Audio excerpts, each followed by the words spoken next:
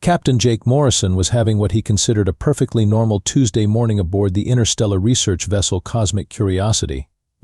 Normal, of course, being a relative term when your coffee mug was floating 3 inches above your desk thanks to a minor gravity fluctuation, and your first officer was a 7-foot-tall insectoid who communicated primarily through clicking sounds and nervous chittering. Captain Morrison, clicked Kriais, the ship's navigator, his compound eyes rotating in 17 different directions simultaneously. I have completed the morning sensor sweep of Sector 7 Alpha 9. All readings are within acceptable parameters, though I must note a slight gravitational anomaly approximately 4 light hours to starboard. Jake took a sip of his floating coffee and nodded. Thanks, Kriais. Any chance it's something interesting, or just another boring space rock? Before Kriais could respond, the ship's intercom crackled to life with the unmistakably enthusiastic voice of Bloop, their gelatinous engineer. Good morning, biological and semi-biological entities. Today's engineering report indicates all systems are functioning at peak efficiency. The quantum stabilizers are humming beautifully, the hyperdrive is purring like a satisfied feline. And I've successfully prevented 17 minor explosions in the past hour alone. Commander Veltar, the ship's military liaison and resident stick-in-the-mud, entered the bridge with his characteristic purposeful stride. The reptilian officer's scales were arranged in their most formal configuration, which Jake had learned meant he was about to deliver news that would probably ruin everyone's day.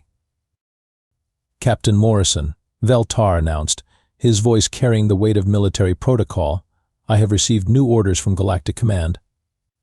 Our survey mission has been extended by 6 months, and we are to investigate the Outer Rim territories for potential colonization sites. Jake raised an eyebrow. The Outer Rim? Isn't that where all the scary space monsters are supposed to live? Captain. Ming. Veltar replied with the patience of someone explaining basic mathematics to a particularly slow child. The tales of dangerous creatures in the Outer Rim are largely exaggerated folklore.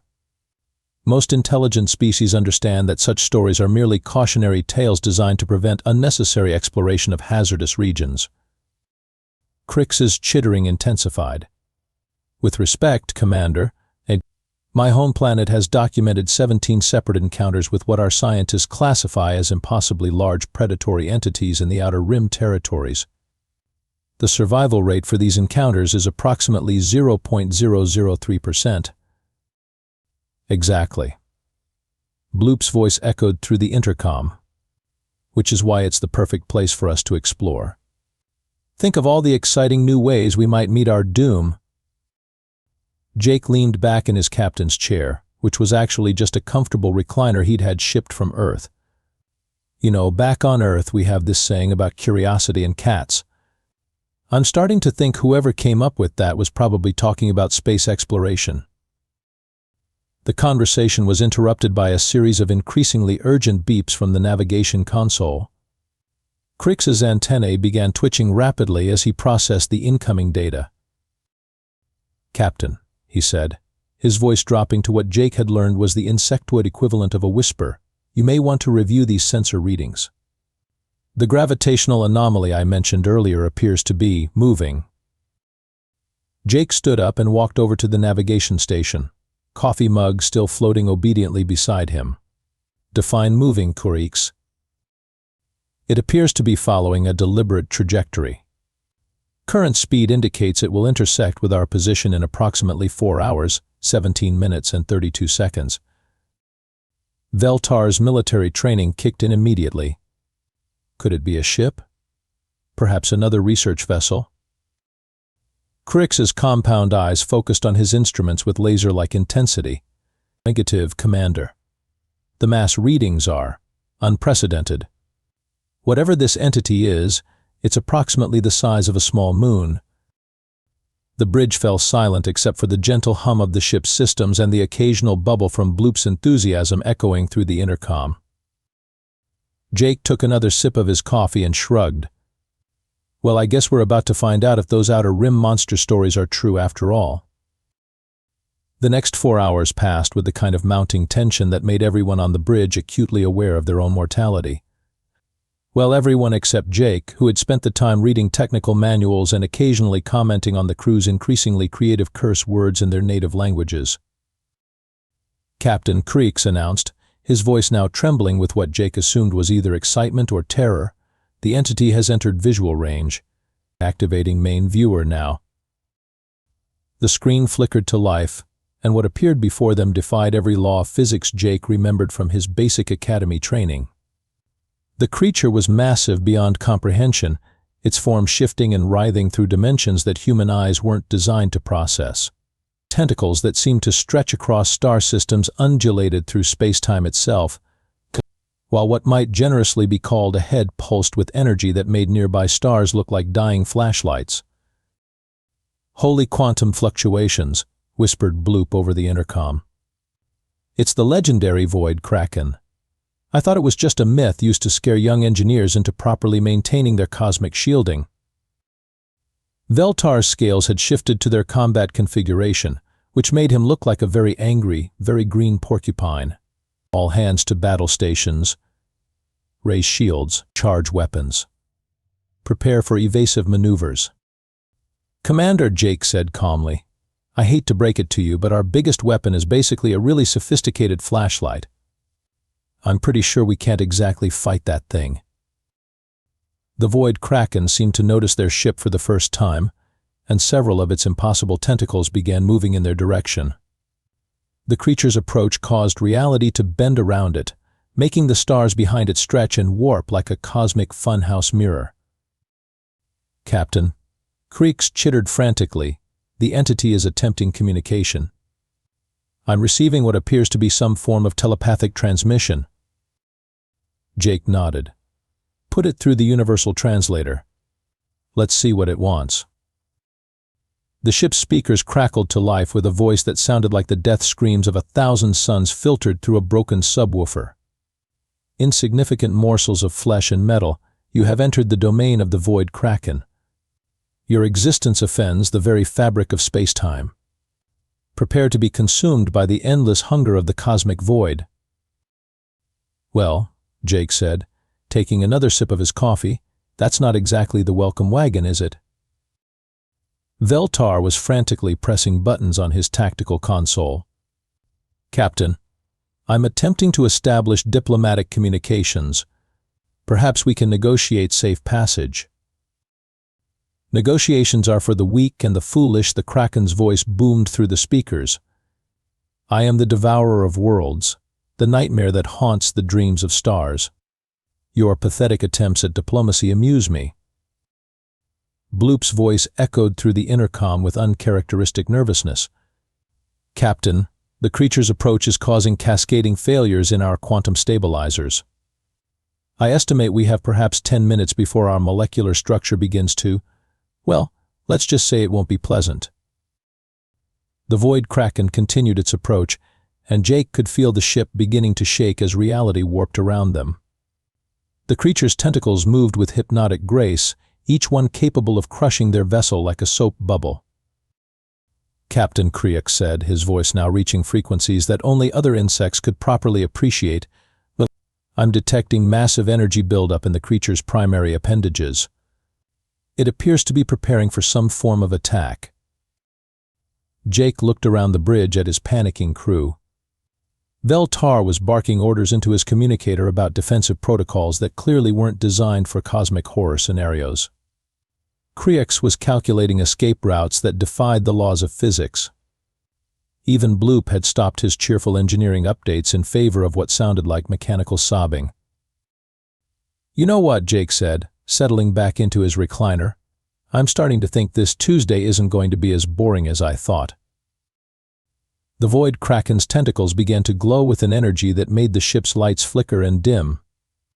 Whatever was about to happen, Jake was pretty sure it wasn't going to end with them filing a routine survey report.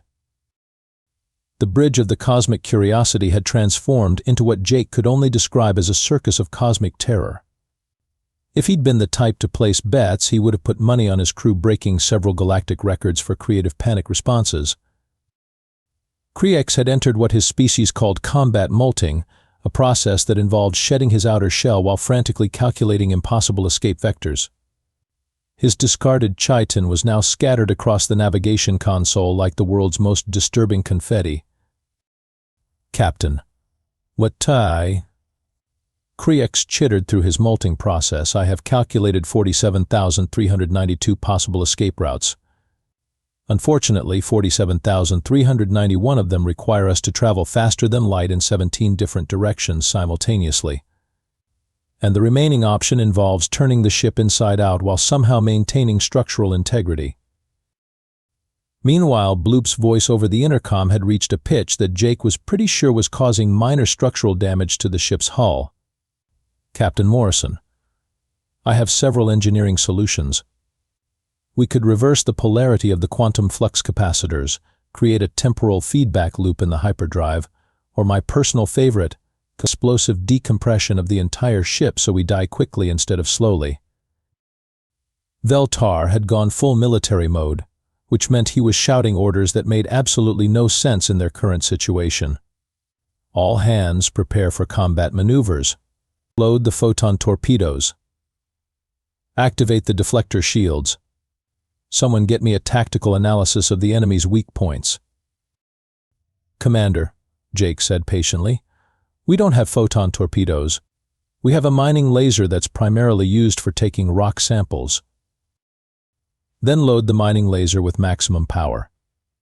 We'll show this cosmic abomination what galactic fleet training can accomplish." The Void Kraken's approach had intensified, and Jake could feel the ship's artificial gravity fluctuating as reality continued to bend around the creature. Stars were now moving in patterns that would have given Einstein a migraine, and the ship's chronometer was displaying times that included negative numbers and at least one symbol that definitely wasn't from any known numbering system. "Captain," Kriex announced while shedding another section of his exoskeleton, "the creature's energy signature is increasing exponentially. My calculations suggest it's preparing to unleash some form of reality-altering attack that will either disintegrate us completely or transform us into something that exists in a state of perpetual mathematical impossibility." Bloop's panic had reached new creative heights. "I could try rerouting power from the life support systems to the coffee maker. If we're going to die, we might as well have really good coffee. Or maybe we could eject the entire engineering section and use it as a distraction. I volunteer to go down with the ship. Actually, no, I take that back. I want to live. Can we negotiate? Does anyone speak cosmic horror?" Veltar was now pressing buttons on his console with the desperate intensity of someone trying to defuse a bomb while blindfolded. "Perhaps we could ram the creature. A suicide attack to show it that the species of the Galactic Alliance do not go quietly into the void." "Commander, Winder," Jake said, still remarkably calm despite the fact that the ship was now shaking so violently that his coffee had achieved independent flight. "I'm pretty sure ramming something the size of a small moon with our research vessel would be about as effective as throwing a paper airplane at a hurricane." The Void Kraken's tentacles had begun to glow with an energy that made the ship's emergency lighting system look like a dying candle. The creature's massive form was now close enough that Jake could see details he was pretty sure his human brain wasn't designed to process without suffering some form of existential crisis. "Pathetic creatures," the Kraken's voice boomed through the ship's speakers, "your terror amuses me. I shall consume your vessel slowly, savoring the fear that radiates from your insignificant forms." Kriex had now molted so completely that he was essentially a walking nervous system with compound eyes. "Captain, I must report that my species' instinctual response to imminent death is to recite our entire genealogical history. Would you mind if I began immediately? It should only take approximately 6 hours." Bloop's voice had reached a frequency that was making the ship's metal hull vibrate in harmony. "Captain Morrison, I've just realized that if we're all going to die anyway, I should probably mention that I accidentally created a small black hole in the engine room last week, but I contained it in a coffee mug and hoped no one would notice." Jake looked around at his crew's increasingly creative panic responses and realized that despite the imminent threat of cosmic annihilation, he was actually starting to find the situation mildly entertaining. It was like watching a really elaborate disaster movie, except with better special effects and considerably more screaming. The Void Kraken had reached the point where Jake could probably count its tentacles if he had a few decades to spare and a calculator that worked in non-Euclidean mathematics. The creature's massive form blocked out entire star systems, and its approach was causing the ship's reality to hiccup in ways that made the emergency klaxons sound like they were being played underwater by a depressed tuba player. "Behold your doom, insignificant morsels." The Kraken's voice thundered through dimensions that shouldn't have existed. "I am the entropy that consumes all hope, the darkness that devours light itself." Veltar had reached the stage of panic where he was trying to manually input combat protocols into systems that were never designed for combat. "Captain, I'm attempting to activate the emergency beacon. Perhaps another ship can witness our heroic final stand." Kriex, now resembling a pile of nerves wrapped in emergency molting fluid, was chittering mathematical equations that Jake was pretty sure were either escape calculations or his species' version of prayer. The probability of survival has dropped to numbers so small that they exist primarily in theoretical mathematics. Bloop's voice over the intercom had evolved into what sounded like mechanical hyperventilation. "Captain Morrison, I've just had a revelation. What if we're already dead, and this is some form of cosmic purgatory designed to torture us with false hope?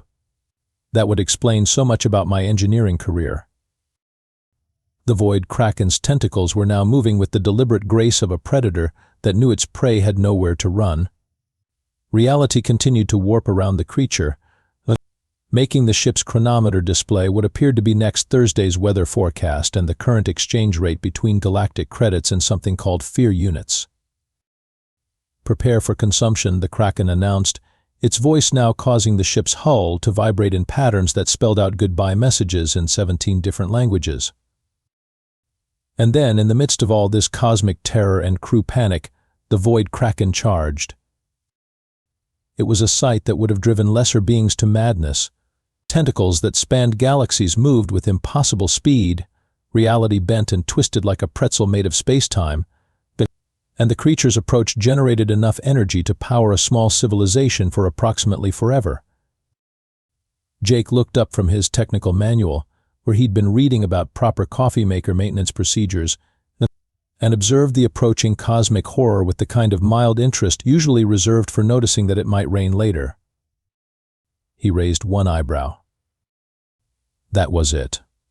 One eyebrow, not both eyebrows, which might have suggested surprise. Not a frown, which would have indicated concern. Not even a shrug, which could have been interpreted as resignation. Just one eyebrow, raised in an expression that somehow managed to convey the sentiment of, well, this is mildly interesting, but not particularly impressive. The Void Kraken stopped. Not slowed down. Not hesitated. Stopped. Completely. As if it had just run face first into an invisible wall made of pure confusion.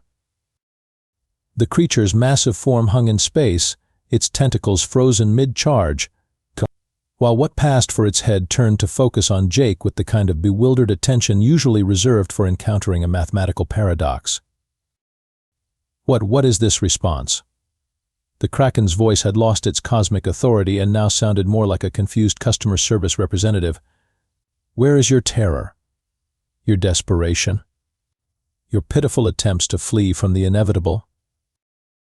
Jake took a sip of his coffee and glanced at the creature with the same expression he might use to evaluate a particularly unremarkable houseplant. "Oh, are you still there? I thought you were done with the whole dramatic entrance thing." The silence that followed was so complete that Jake was pretty sure he could hear the universe itself holding its breath.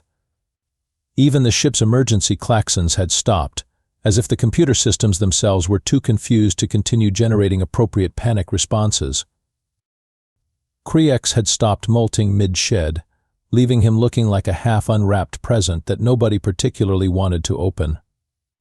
Veltar's fingers were frozen over his combat console, and Bloop had achieved the remarkable feat of being speechless for the first time in recorded history. The Void Kraken's tentacles began to twitch with what Jake could only describe as cosmic uncertainty. The creature that had just been threatening to devour their souls was now apparently experiencing the galactic equivalent of stage fright. I am the devourer of worlds, the Kraken tried again, but its voice now carried all the menace of a deflated balloon. Jake raised his eyebrow a millimeter higher, which somehow managed to convey even more indifference than before. That's nice. Are you going to be much longer? Because I was hoping to finish this maintenance manual before lunch. The void Kraken continued to hover in space like a cosmic question mark, its tentacles twitching with what Jake could only assume was the interdimensional equivalent of nervous confusion. The creature that had moments ago been threatening to consume their souls was now apparently experiencing an existential crisis of galactic proportions. I do not understand. The Kraken's voice had dropped to what might charitably be described as a cosmic whisper. In 47 million years of existence, no being has ever responded to my presence with such casual indifference. Jake glanced up from his manual again, this time raising both eyebrows in a gesture that somehow managed to convey polite interest mixed with mild confusion. 47 million years? That's impressive. You'd think after that much practice, the whole terrifying cosmic horror thing would be more, I don't know, polished. The silence that followed was so profound that Jake was pretty sure he could hear the heat death of the universe being delayed by sheer awkwardness. The Kraken's massive form began to shift and writhe, but instead of the earlier predatory grace, it now moved with the nervous energy of someone who had just realized they were at the wrong party. Captain Creeks whispered, his voice barely audible through his incomplete molt, I believe the entity is retreating. And indeed, the void Kraken was slowly backing away from their ship, its tentacles moving with the careful deliberation of someone trying to leave a room without admitting they had made a mistake. The creature's retreat caused reality to bend itself, making the stars snap back into their proper positions with an almost audible pop. This is unprecedented, the Kraken announced, its voice now sounding more confused than threatening. I must consult the cosmic archives. Perhaps there is some form of universal protocol for dealing with beings who lack appropriate fear responses. Jake nodded supportively. That sounds like a good idea. You might want to check the section on customer service while you're at it. I hear good communication skills are important in any profession. The void Kraken's form began to fade as it moved away from their ship, its tentacles now moving with the embarrassed urgency of someone who had just realized they were wearing mismatched socks to a formal dinner. I shall return when I have determined the appropriate response to your unprecedented reaction, the creature announced, its voice now barely a whisper across the cosmic void. Take your time, Jake called out helpfully. We'll be here for a while. Survey mission, you know. As the void Kraken disappeared into the depths of space, the bridge of the cosmic curiosity remained eerily quiet. Veltar was staring at his combat console as if it had just sprouted tentacles of its own. Kreerex was attempting to shed his emergency molt back onto his body, a process that looked both impossible and deeply uncomfortable. Even Bloop had remained silent, which Jake was pretty sure was a sign of either deep trauma or mechanical failure. Captain, Veltar finally said, his voice carrying the tone of someone who had just witnessed the impossible, I must file a complete report of this incident with Galactic Command. However, I am uncertain how to categorize a cosmic entity being defeated by a raised eyebrow. Jake shrugged, a gesture that somehow managed to convey both modesty and complete nonchalance. I wouldn't call it defeated. More like diplomatically confused. It's probably the first time anyone's ever responded to a cosmic horror with anything other than screaming and running away. But Captain, Kreerex chittered, now approximately half-molted. How did you know that such a response would be effective? Do humans possess some form of innate cosmic horror resistance? Jake took another sip of his coffee, which had finally settled back into his mug now that reality had stopped hiccuping. Not really. It's just that back on Earth we have this concept called unimpressed. See, when you've spent enough time dealing with things like traffic jams, tax audits, and automated customer service systems, then pretty much everything else starts to seem manageable by comparison. Bloop's voice finally crackled through the intercom, though it now carried a tone of what Jake recognized as mechanical awe. "Captain Morrison, I must ask, are all humans capable of such casual indifference in the face of cosmic annihilation?" "Well," Jake said, settling back into his recliner, "I suppose it depends on how much coffee we've had and whether we've had to deal with any particularly difficult paperwork that day. Why do you ask?" The question hung in the air like a cosmic revelation waiting to be born. 3 weeks after what the crew had begun referring to as the Eyebrow incident, Jake found himself sitting in the same comfortable recliner, reading the same technical manual, and drinking coffee that still occasionally achieved independent flight due to ongoing gravitational anomalies. The only difference was the official-looking document on his desk that had arrived via emergency hyperspace courier that morning. "Captain Morrison," Veltar announced, entering the bridge with his scales arranged in their most formal configuration, "I have received confirmation from Galactic Command regarding your new assignment. Effective immediately. You have been promoted to Chief Diplomatic Officer for all first contact scenarios involving potentially hostile cosmic entities." Jake looked up from his manual with the same expression he might use to notice that his coffee had gotten cold. "I'm sorry, what now?" "Apparently," Veltar continued, "word of your successful negotiation with the Void Kraken has spread throughout the Galactic Alliance. Command has classified your technique as revolutionary diplomatic indifference and wants you to train other officers in the application of strategic eyebrow management." Rix, who had finally completed his emergency molt and was now sporting a shiny new exoskeleton, chittered with what Jake had learned was the insectoid equivalent of excitement. "Captain, I have been analyzing the psychological impact of your response on the Kraken. According to my calculations, your casual indifference created a feedback loop in the creature's terror expectation matrix, causing what I can only describe as cosmic cognitive dissonance." Bloop's voice echoed through the intercom with renewed enthusiasm. "Captain Morrison, I've been practicing the eyebrow technique in the mirror. So far, I've successfully intimidated 3 malfunctioning coffee makers, a stubborn quantum stabilizer, and what I believe was a minor dimensional anomaly in the bathroom.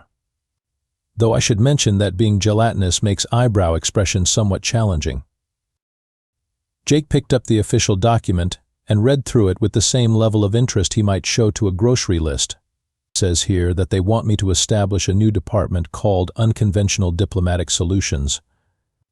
Apparently, they've already received reports of 17 different cosmic entities requesting meetings to discuss appropriate fear response protocols. "Captain," Veltar said, his military training clearly struggling with the concept of bureaucratic absurdity, "I have also been instructed to inform you that your diplomatic success has resulted in a significant increase in our mission priority. We are now classified as a Priority 1 First Contact vessel, and will be receiving assignments involving the most dangerous and unpredictable entities in known space." Jake raised one eyebrow, a gesture that had apparently become his signature diplomatic technique. "So let me get this straight. Because I wasn't impressed by a cosmic horror, I'm now qualified to deal with even more cosmic horrors." According to the official documentation, Veltar replied, "Your technique demonstrates unprecedented effectiveness in neutralizing existential threats through the application of strategic emotional detachment. They want you to write a training manual."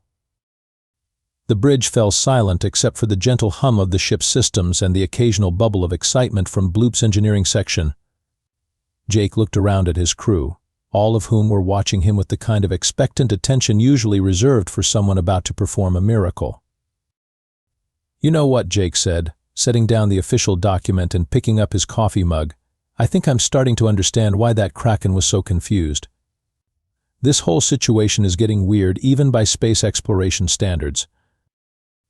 As if summoned by his words, the ship's communication system crackled to life with an incoming transmission. The voice that emerged from the speakers was deep, ominous, and carried the unmistakable tone of something that had crawled out of the darkest corners of the universe. "Attention vessel Cosmic Curiosity," the voice announced, "I am the dread Lord Zephyros, bringer of nightmares and consumer of hope. I have come to challenge the one called Morrison to single combat for the fate of this star system." Jake took a sip of his coffee, glanced at the communication console, and raised one eyebrow in an expression that somehow managed to convey both mild interest and complete indifference. "Yeah, hi there. I'm kind of in the middle of reading this manual about coffee maker maintenance. Could you maybe come back later? Say around 3 o'clock? I should be done by then." The silence that followed was so complete that Jake was pretty sure he could hear the universe itself taking notes for future reference. His crew watched in fascination as their captain continued to casually sip his coffee while apparently scheduling an appointment with Cosmic Doom. Somewhere in the depths of space, Jake was certain, another cosmic horror was experiencing the galactic equivalent of an existential crisis. And honestly, he was starting to think that might be the most efficient form of diplomacy the universe had ever seen. After all, it was still only Tuesday.